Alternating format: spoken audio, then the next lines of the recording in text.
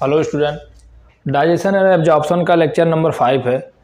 पिछले लेक्चर में हमने पढ़ा कि इस इंटेस्टाइन के पार्ट, स्मॉल इंटेस्टाइन के पार्ट, लार्ज इंटेस्टाइन के पार्ट। आज हम पढ़ेंगे कि उसके बाद पढ़ा एब्जॉर्प्शन, कार्बोहाइड्रेट का कैसे एब्जॉर्प्शन होगा, फैट का कैसे, प्रोटीन का, एमिनो एसिड का, उसका simple absorb form, glucose, galactose, fructose, amino acid, fatty acid, glycerol कैसे एब्जॉर्प्शन होगा वो हमने पढ़ लिया। अब देखेंगे उसका एब्जॉर्प्शन डिफरेंट पार्ट में कैसे होगा, वो तो पढ़ लिया। क्या क्या होगा, जैसे माउथ के अंदर क्या क्या चीज़ों का एब्जॉर्प्शन होगा, इस स्टमक, स्मॉल इंटेस्टाइन, लार्ज, ये जितना चीज़ लिखा है प्योर एनसीईआरटी है। एनसीईआरटी के अलावा एक लाइन नहीं है, सिर्फ एनसीईआरटी है। जो चार्ट दिया है एनसीईआरटी में वही हमने लिख दिया है। ठीक, देख लेते हैं। तो माउथ के अंदर सर्टेन ड्रग्स जो दवा होती है, कुछ ड्रग, वो भी सब नहीं कि all drugs, certain drugs mouth के अंदर एब्जॉर्ब होके चली जाती हैं म्यूकोसा में, म्यूकोसा ऑफ माउथ। कुछ drug, certain drug mucosa of mouth में एब्जॉर्ब होके चली जाती हैं lower side of tongue, lower side of tongue जाके एब्जॉर्ब इन कैपिलरी। तो सबसे पहले माउथ के अंदर कुछ ड्रग, सर्टेन ड्रग्स एब्जॉर्ब होती हैं, वो भी म्यूकोसा के अंदर, माउथ के म्यूकोसा के अंदर। उसके बाद चली जाती हैं लोअर साइड ऑफ टंग, उसके बाद ब्लड कैपिलरी में एब्जॉर्ब हो जाती है। उसके बाद आता है स्टमक। स्टमक के अंदर सबसे पहले आप जानेंगे एल्कोहल का एब्जॉर्प्शन होता है। उसके बाद आप जानेंगे सिंपल शुगर और वाटर का एब्जॉर्प्शन होता है। उसके बाद एल्कोहल का होता है, उसके बाद होता है सिंपल शुगर का। अगर कोई पर्सन ज़्यादा एल्कोहल पी रहा है, ए लॉट ऑफ ड्रिंक कर रहा है, तो उसका जो लीवर है वो फैटी हो जाता है। If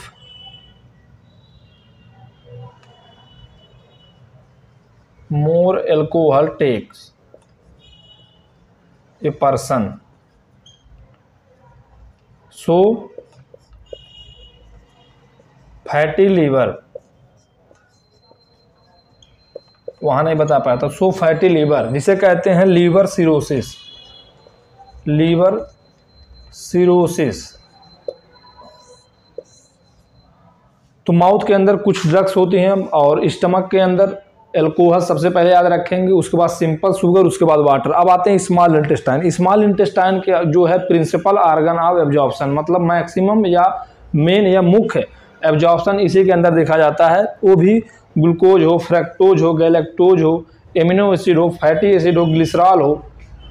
फैटी एसिड और ग्लिसरॉल को छोड़ के बाकी जितने भी बताया वो होता है ब्लड के अंदर एब्जॉर्ब, मतलब ब्लड कैपिलरी के अंदर। बाकी fatty acid, glycerol lymph vessel के अंदर एब्जॉर्प्शन होता है। ठीक, अब अगले नंबर पे है लार्ज इंटेस्टाइन। लार्ज इंटेस्टाइन के अंदर वाटर का एब्जॉर्प्शन होता है और सम मिनरल एंड ड्रग्स। वाटर का एब्जॉर्प्शन इसने और बताया स्टमक के अंदर, और लार्ज एक वाटर का एब्जॉर्प्शन बताया लार्ज इंटेस्टाइन के। ड्रग्स का सम मिनरल एंड ड्रग्स का एब्जॉर्प्शन बताया लार्ज इंटेस्टाइन के अंदर, और सर्टेन ड्रग्स का बताया माउथ के अंदर। अब आता है फिजियोलॉजिकल वैल्यू और ग्रास कैलोरीफिक वैल्यू और physiological value. Grass calorific value मतलब क्या है, 1 ग्राम ऑफ फूड को कंबस्शन करने पे कितने total amount of heat liberate होता है, कितना total amount of heat release होती है 1 ग्राम ऑफ फूड को। देखिए किलो कैलोरी पर ग्राम, 1 ग्राम फूड को कंबस्शन करने में कितने किलो कैलोरी एनर्जी लिबरेट होती है, वो कहते हैं grass calorific value. Total amount of heat liberated the combustion of 1 gram of food, उसे कहते हैं ग्रास कैलोरीफिक वैल्यू। और physiological value actual amount of food, actual amount of food consumption. 1 gram of food को अगर हम actual amount of उसका देखें combustion में, तो कहते हैं फिजियोलॉजिकल वैल्यू। इसको नंबर में या इसका वैल्यू याद रखना है। ग्रास कैलोरीफिक वैल्यू कार्बोहाइड्रेट का 4.1, प्रोटीन का 5.65, फैट का 9.45, और फिजियोलॉजिकल वैल्यू कार्बोहाइड्रेट का 4, फैट का 4, और प्रोटीन, कार्बोहाइड्रेट का 4, प्रोटीन का 4, फैट का 9। ठीक, और ग्रास कैलोरीफिक वैल्यू आता है 4.1, प्रोटीन का 5.65, फैट का 9.5। एक बार और याद कर लें, कार्बोहाइड्रेट का 4, 4, 9। अब इसके बाद हमको पढ़ना है डाइजेस्टिव डिसऑर्डर। डाइजेस्टिव डिसऑर्डर में सबसे ज़्यादा डिसऑर्डर देखने को मिलता है एलिमेंट्री कैनाल या गट के अंदर इन्फ्लामेशन, स्वेलिंग हो जाता है, ये नॉर्मली देखा जाता है। क्या क्या डिसऑर्डर है?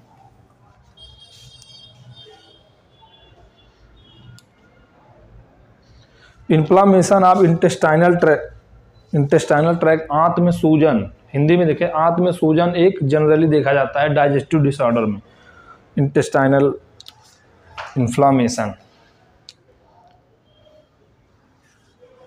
ये होता है बैक्टीरियल पैरासाइट या वायरल पैरासाइट की वजह से होता है, और कुछ सिम्बायोटिक ऑर्गेनिज्म भी आपके अंदर पाए जाते हैं। इंटेस्टाइन के अंदर राउंड वर्ड, टेप और पिर्म और हुक में एनसीईआरटी दिया है, वो उतना हो गया। अब एक एक नंबर पे पढ़ते हैं। सबसे पहले पॉइंट पे है एनसीईआरटी में जॉन्डिस, सबसे पॉइंट पे है जॉन्डिस एनसीईआरटी से।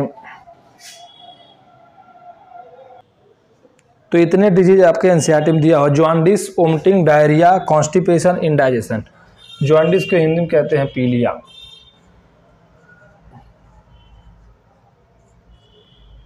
वोमिटिंग को कहते हैं उल्टी, डायरिया को कहते हैं दस्त, कॉन्स्टिपेशन को मरोड़, और इंडाइजेशन को कहते हैं अपच।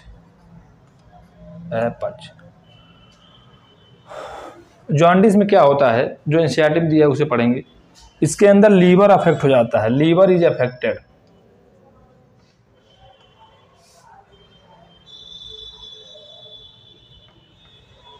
Liver is affected, eye and skin turns yellow. Liver जब अफेक्ट हो जाता है तो उसके अंदर बाइल जूस का ज़्यादा फॉर्मेशन होने लगता है, बाइल पिगमेंट का, जिसके कारण आई, आंख और स्किन पीला पड़ जाता है। Eye and skin turns yellow due to bile pigment. वो भी बाइल पिगमेंट के अंदर कौन सा है, बिलिरुबिन। वो भी बिलिरुबिन वही होता है येलो कलर का। Liver's affected, eye and skin turns yellow due to bile pigment, bilirubin. अगले नंबर पे आता है vomiting. Ejection of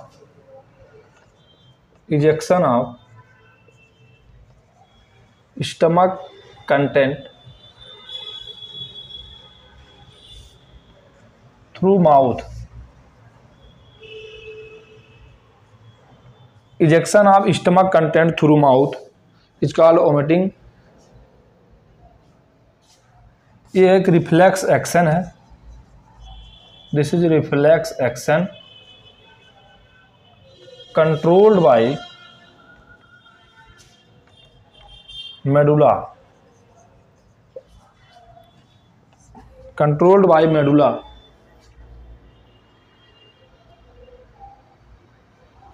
feeling of nausea,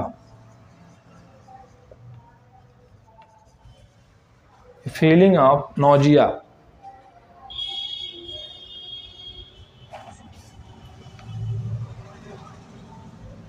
क्या होता है देखिए, वोमिटिंग हिंदी में कहते हैं उल्टी, देखा होगा वो जब ज़्यादा दिक्कत हो जाए तो। Ejection of stomach content, stomach content जो भी रहता है उसके अंदर माउथ के अंदर आ जाता है, बाहर आ जाता है, उसे कहते हैं वोमिटिंग। वोमिटिंग एक रिफ्लेक्स एक्शन है जो कंट्रोल करता है मेडुला मैटर। कैसे पता चलता है उल्टी आ रहा है, तो नोजिया मतलब घबराहट होती है, बेचैनी होती है, जिससे पता चल जाता है। अब होता है डायरिया। डायरिया हिंदी में कहते हैं दस्त को। इसका एक लाइन है, the abnormal frequency of Wavell movement, the abnormal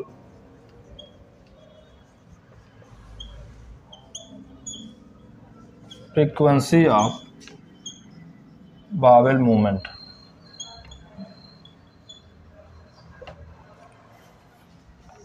abnormal frequency, जो मूवमेंट होता है पेट के अंदर वो एबनॉर्मल हो जाता है। Increase liquidity of faecal discharge,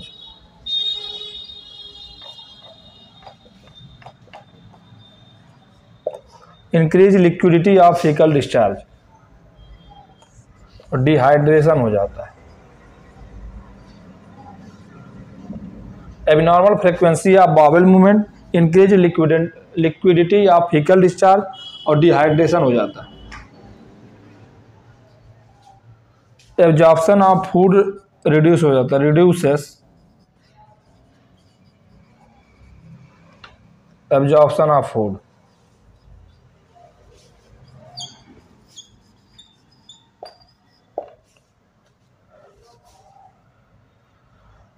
indigestion, over eating, highly spicy food, highly spicy food, मसालेदार खाना, ओवर ईटिंग, ज़्यादा खाना खा लेने से। अगले नंबर पे फूड पॉइजनिंग,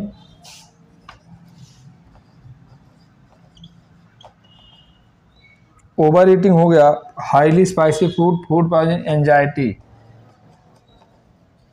स्ट्रेस में क्या होता है, एंजाइम सेक्रेट उतना अच्छे से नहीं होते हैं, तो जो फूड है वो डाइजेशन कंप्लीट नहीं हो पाता है, इसलिए अपच जैसा लगने लगता है, इंडाइजेशन हो जाता है। तो ये है एनसीईआरटी के डिजीज। लास्ट में एक आता है प्रोटीन एनर्जी माल न्यूट्रिशन, प्रोटीन एनर्जी माल न्यूट्रिशन।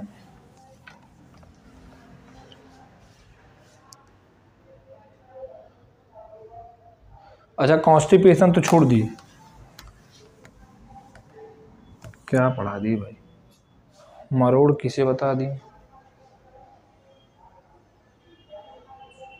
कॉन्स्टिपेशन छोड़ दिए, कॉन्स्टिपेशन अभी बताए थे। कॉन्स्टिपेशन मरोड़ कहते हैं। कॉन्स्टिपेशन में क्या होता है, फीकल मैटर जो होता है वो रेक्टम के अंदर स्टोर हो जाता है, रिटेन हो जाता है, इसकी वजह से पेट में मरोड़ होने लगते हैं। कॉन्स्टिपेशन का मतलब होता है फीकल मैटर रेक्टम के अंदर, लार्ज इंटेस्टाइन में 3 पार्ट है, सीकम, कॉलम, रेक्टम। तो रेक्टम के अंदर फीकल मैटर रिटेन हो जाता है, जिससे पेन होने लगता है, दर्द शुरू हो जाता है। और जब डायरिया में abnormal frequency of bowel movement होता है, और इसमें इर्रेगुलर बाउल मूवमेंट। अब आता है प्रोटीन एनर्जी माल न्यूट्रिशन।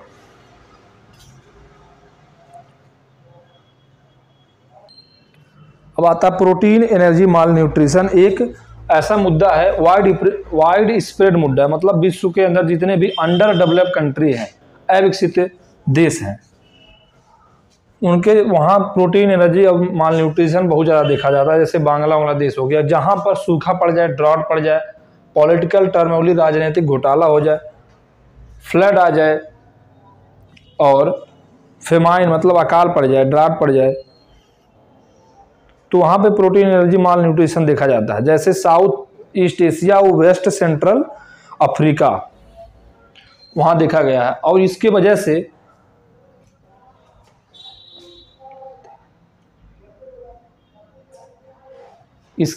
2 डिजीज आपके एनसीईआरटी में दिया हुआ, एक है क्वाशियोरकर,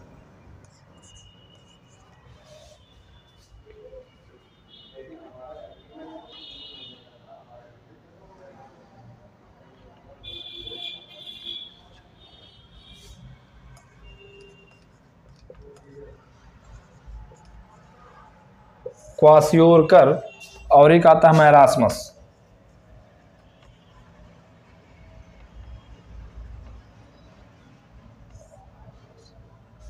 क्वाशियोरकर और मैरास्मस।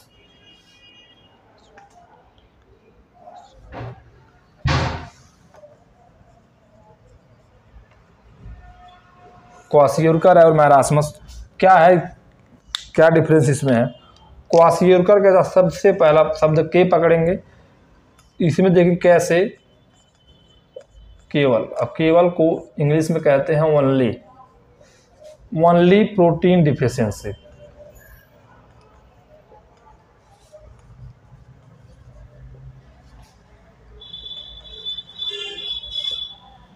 देखिए ये जो माल न्यूट्रिशन है, प्रोटीन की वजह से देखा जाएगा, और एनर्जी मतलब कैलोरी, ठीक। इसमें प्रोटीन की डिफिशियंसी सिर्फ होगी, पहला शब्द पकड़ेंगे। उसके बाद यह है मोर देन 1 ईयर चाइल्ड के अंदर होता है, मोर देन 1 ईयर चाइल्ड के अंदर। प्रोटीन की डिफिशियंसी ओनली होगी और मोर देन 1 ईयर चाइल्ड के अंदर होगा।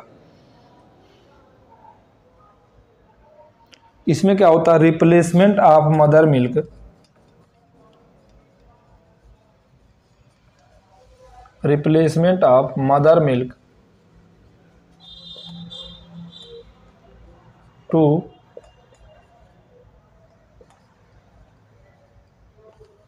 High calorie and low protein food,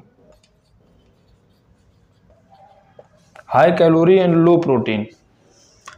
kwashiorkor वाले चाइल्ड के अंदर देखा जाता है तो उसके अंदर प्रोटीन की डिफिशियंसी, प्रोटीन की जो फूड है वो कम दिया जाता है, कैलोरी बढ़ा दिया जाता है, इसीलिए प्रोटीन की डिफिशियंसी ओनली होती है। अब मैरासमस वाले में प्रोटीन एंड कैलोरी बोथ, और यह लेस देन 1 ईयर के चाइल्ड के अंदर होता है, जिसे इन्फेंट कहते हैं, इन्फेंट। इसके अंदर चाइल्ड को लो प्रोटीन एंड लो कैलोरी दोनों लो मात्रा में दिया जाता है। ठीक, अब लक्षण क्या हैं, सिम्टम्स।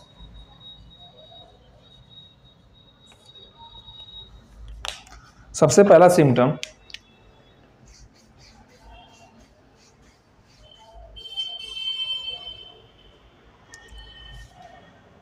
सुन लेते हैं क्या क्या है। सबसे पहला पॉइंट है वेस्टिंग ऑफ मसल, दोनों में होता है, वास्टिंग ऑफ मसल और thinning of limbs, failure of growth and brain development, और some fat is still left under the skin. इसके अंदर देखेंगे some fat left under the skin, कुछ फैट तो इसके अंदर बचा जाता है स्किन के अंदर, लेकिन इसके अंदर वो भी नहीं होता है। ग्रोथ एंड ब्रेन का डेवलपमेंट नहीं हो पाता, ग्रोथ और ब्रेन का डेवलपमेंट नहीं होता, ब्रेन ग्रोथ भी नहीं होता, ब्रेन का डेवलपमेंट भी नहीं सही से होता। Extensive oedema,